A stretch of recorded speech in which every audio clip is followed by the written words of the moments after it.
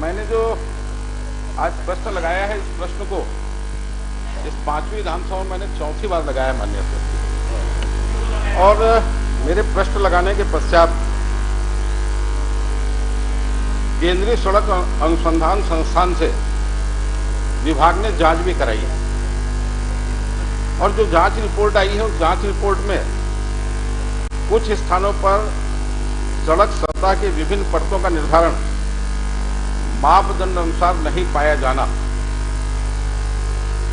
BT कार्य में soft grade PG-30 डामर का प्रावधान होने से सड़क सतह से अत्यधिक रटिंग होना पाया गया। ये केंद्रीय सड़क अनुसंधान संस्थान की रिपोर्ट है। और माननीय अध्यक्ष जी, इस सड़क में आज भी अगर जाके देखेंगे, उन्होंने उत्तर में लिख दिया कि सड़क की स्थिति संतोषप्रद है।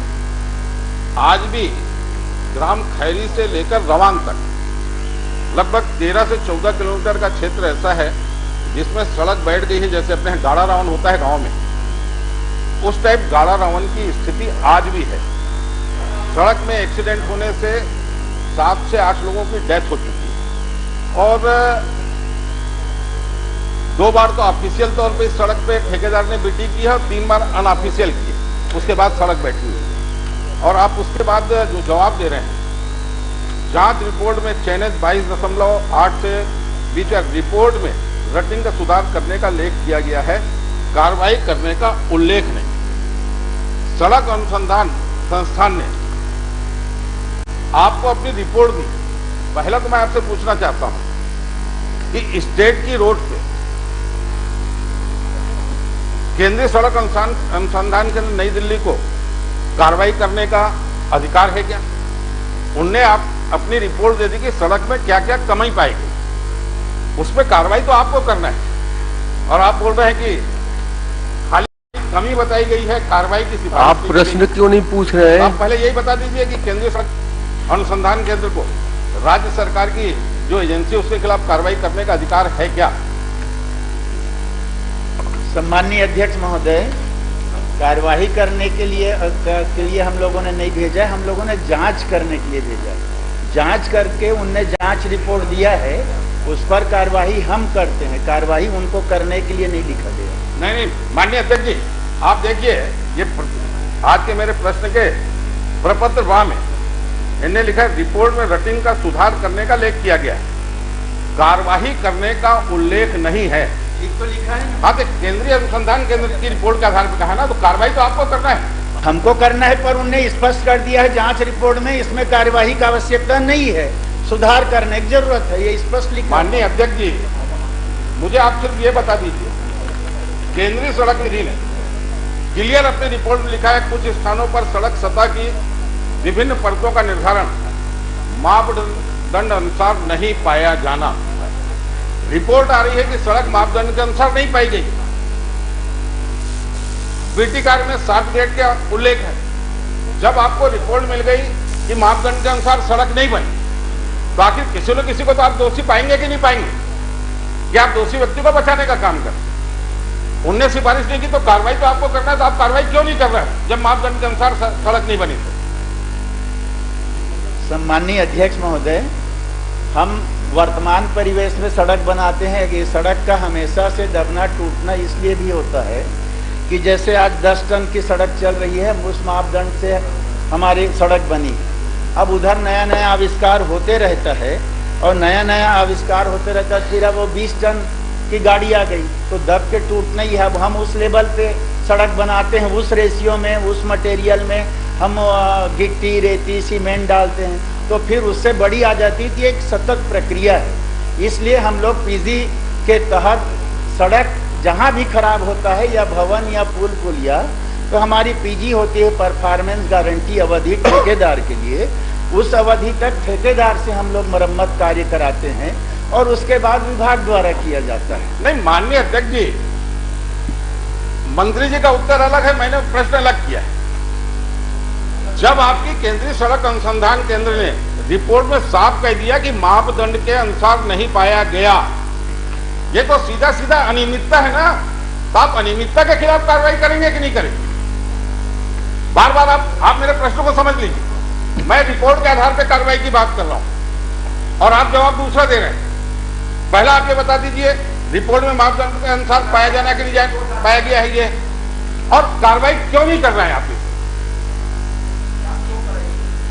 माननीय अध्यक्ष महोदय, जांच रिपोर्ट में बहुत स्पष्ट तौर पर लिखा है, जांच रिपोर्ट में चैनेज 22 प्लस 800 से चैनेज 37 200 के बीच कुछ स्थानों पर रटिंग माने दबा हुआ सड़क रटिंग पाया गया। रिपोर्ट में रटिंग को सुधार करने का लेख किया गया है, कार्यवाही करने का उल्लेख नहीं है। माने उस स्तर का खराब नहीं है कि कार्यवाही किसी के ऊपर दोष लगाया जाए, कार्यवाही किया जाए। सुधार योग्य बताया गया है, हम लोगों ने सुधार ठेकेदार के खर्च पर करवा दिया। माननीय अध्यक्ष जी, 18 मार्च 2020 को मेरे प्रश्न के उत्तर एक मिनट सुन। माननीय अध्यक्ष जी, बहुत महत्वपूर्ण मामला है। मैं महत्वपूर्ण सुन 8 लूंगा। लोगों की डेथ हो चुकी है माननीय अध्यक्ष जी। मैं सुन रहा हूँ ना आपको। कुछ स्थानों पर सड़क, बार बार मैं बोल रहा हूँ, कुछ स्थानों पर सड़क सतह की विभिन्न परतों का निर्धारण मापदंड अनुसार नहीं पाया जाना, ये केंद्रीय सड़क अनुसंधान संस्थान की रिपोर्ट है। तो वो तो बोल रहे हैं जो रिपोर्ट है उसके अनुसार से। अब उसके बाद अभी ये दूसरी बात बोल रहे हैं ना, अभी आपने इनमें उत्तर को पढ़ दिया कि कुछ स्थान पर रटिंग सुधार करने का लेख किया गया। उसको तो वो पूछने वाले हैं। नहीं, मैं पूछा, ये उत्तर में अंतर है भाई। जब मापदंड के अनुसार सड़क नहीं पाई गई तो इनको कार्रवाई करना चाहिए ना। ठीक, इनको कार्रवाई करना चाहिए। आप आखिर क्यों बचा रहे हैं ठेकेदार को या एजेंसी को? माने सीधा सीधा आपका कहीं ना कोई इंटरेस्ट तब बचा रहे हैं। 8 लोगों की डेथ हो गई और सरकार गंभीर नहीं है। दे रहा हूं ना आपका कागज छीन लिया उन्होंने तो। नहीं माननीय अध्यक्ष जी, जब ये बता दीजिए माननीय मंत्री जी, रिपोर्ट में कहा गया है कि नहीं कि आपका प्रश्न सड़क नहीं पाई गई, यह है कि रिपोर्ट में बता दीजिए। उच्च स्तर का नहीं दिख रहा है आज। माननीय अध्यक्ष महोदय, बहुत स्पष्ट है, क्षमता से अधिक भार वाले वाहनों के आवाजाही के कारण कुछ स्थानों पर सड़क सतह ऊपर लेयर, सतह माने ऊपर लेयर की विभिन्न परतों का निर्धारित मापदंड नहीं पाया जाना, सड़क सतह के विभिन्न लेयर में कॉम्प्लेक्स की कमी, जो कमी बताई गई उसको हम लोगों ने ठेकेदार से करा लिया। नहीं, मैं ये जानना चाहता हूँ कि जो रिपोर्ट आपको आई है वही रिपोर्ट उनके पास है कि उनके पास अलग से आई है? वही रिपोर्ट है, दूसरा नहीं। मेरा एक बात, पहला तो अरे हो गया सर, कितनी बार आपका प्रश्न अंतिम प्रश्न। चलिए, जो रिपोर्ट है, रिपोर्ट को मैंने 3 बार पढ़ के बता दिया कि मापदंड के अनुसार नहीं पाया जाना क्लियर है। एक बात। अच्छा, आप मेरे को बता दीजिए, उप सड़क कितने लोड के लिए डिजाइन की गई थी और वर्तमान में कितने लोड की गाड़ियां चलती? अध्यक्ष महोदय, उस समय जिस समय एस्टीमेट बना वो कितने क्षमता था वो मैं अलग से उपलब्ध करा दूंगा, वो मेरे पास नहीं। चलिए माननीय चंद्राकर जी। माननीय परिशिष्ट प्रपत्र ब में लिखा है कि वर्तमान में सड़क की स्थिति पूर्णतः संतोषप्रद है। माननीय अध्यक्ष महोदय, भारतीय सड़क संगठन की कई बैठकों में मैं गया हूँ। मेरे यहाँ सड़क बन रही है, उसकी भी मीटिंग में 1-2 बार गया हूँ, जिसको प्रधानमंत्री जी ने अभी उद्घाटित किया, कोड़े बोर्ड तक को, और कोड़े बोर्ड से आगे धमतरी तक की बन रही। किसी भी स्पेसिफिकेशन में संतोषप्रद की परिभाषा या संतोषप्रद क्या होता है मैंने नहीं देखा आज तक। तो आप मुझे कृपया ये बताने का कष्ट करें कि ये संतोषप्रद स्थिति क्या होती है, स्पेसिफिकेशन में संतोषप्रद का मतलब क्या है, संतोषप्रद से आपका अभिप्राय क्या है? ये जस्ट मिनट, संतोषप्रद केंद्रीय अनुसंधान संस्थान ने लिखा है कि राज्य सरकार ने लिखा है? अब राज्य सरकार के उत्तर में है, अब ये किसके द्वारा उद्भूत किया गया है वो बताएंगे। अच्छा, तो इसलिए स्पेसिफिकेशन में भारतीय सड़क संगठन के किसी भी निर्देश में संतोषप्रद नाम का शब्द उपयोग नहीं होता। तो संतोषप्रद के स्पेसिफिकेशन क्या होता है जिसमें माननीय मंत्री या उनके एएनसी कह सके कि ये संतोषप्रद है? ये मैं जानना चाहता हूं, ये कौन सा नया स्पेसिफिकेशन आया है? सम्माननीय अध्यक्ष महोदय, जब कोई सड़क खराब हुआ और कोई कंप्लेन हुआ तो असंतोषप्रद हुआ, ठीक, और जब हम उसको रिपेयर कर दिए तो संतोषप्रद हो गया। माननीय अध्यक्ष, जैसे आज माननीय विधायक जी का व्यवहार संतोषप्रद है। माननीय अध्यक्ष महोदय, किसी भी तरफ से ले संतोषप्रद विभाग लिखता है टेक्निकल विभाग, तकनीकी विभाग।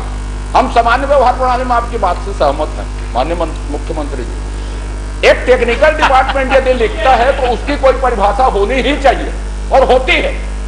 नैरो गेज लाइन है, बड़ी लाइन है, 11 केवी की लाइन है, 2020 की बिजली स्टेशन है। तो सड़क विभाग में, पीडब्ल्यूडी में संतोषप्रद का कोई भी तो अर्थ होगा, कोई स्पेसिफिकेशन उसका तय होगा कि टेक्निकल डिपार्टमेंट भी जनरल बात करेगा। फिर उसको गुणवत्ता विहीन है, गुणवत्ता नहीं है, इतना मात्रा मिलना था संतोषप्रद में, इतनी गिट्टी होनी थी, रेती होनी थी, यह तय कैसे होगा यदि उसकी परिभाषा तय नहीं होगी तो, और उस शब्द का उपयोग नहीं हो सकता यदि उसका स्पेसिफिकेशन तय नहीं है तो।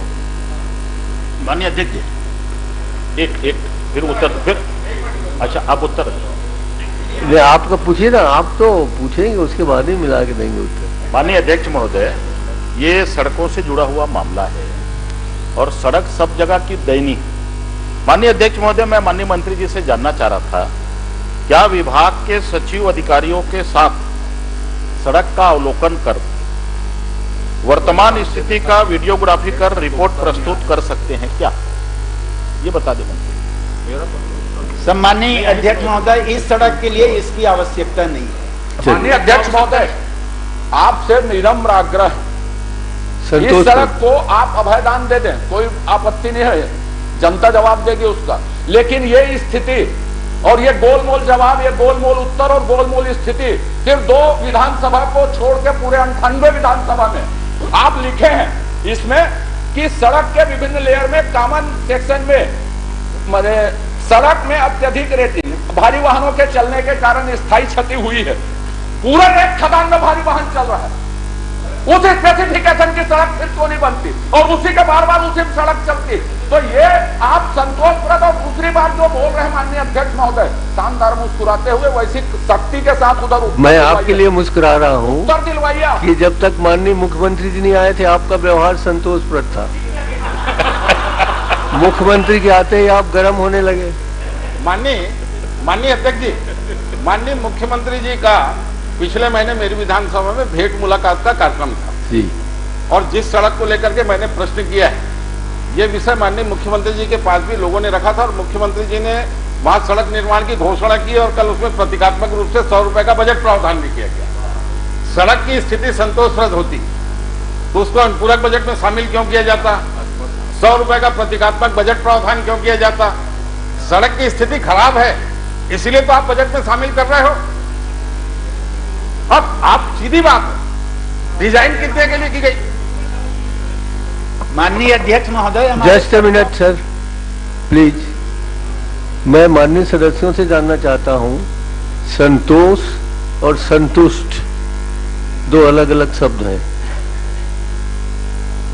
तो संतुष्ट करने के लिए उसमें फिर से व्यवस्था हो सकती है, संतोषप्रद को बनाया जा सकता है। है कि टेक्निकल डिपार्टमेंट, मैं समझ रहा हूँ, टेक्निकल डिपार्टमेंट ऐसे शब्दों का उपयोग नहीं कर सकता, ठीक है, आगे से क्या उपयोग किया है तो उसका स्पेसिफिकेशन उनको पता ना होगा।